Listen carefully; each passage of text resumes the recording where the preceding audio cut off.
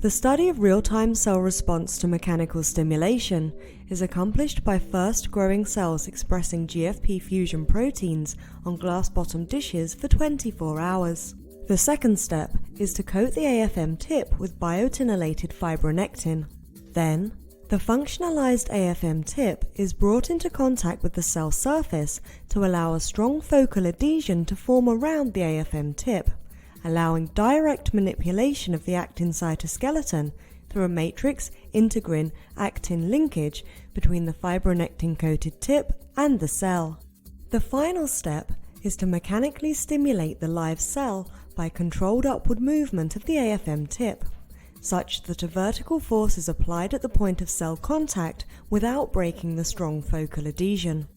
Ultimately, results show that cells respond to the mechanical stimulation by reinforcing their attachment to the substrate and by inducing actin cytoskeleton reorganization as recorded with real-time fluorescence optical imaging. Hi, I am Andreea Trache, Assistant Professor in the Department of Systems Biology and Translational Medicine at the Texas A&M Health Science Center. Hi, I'm Sumi Lim. I'm Postdoctoral Fellow in Department of Systems Biology and Translational Medicine at Texas A&M Health Science Center. Today, we'll show you a procedure for studying adaptive cellular remodeling to mechanical stimulation.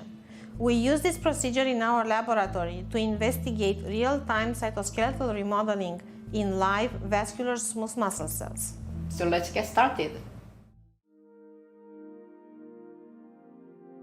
For these studies, an inverted Olympus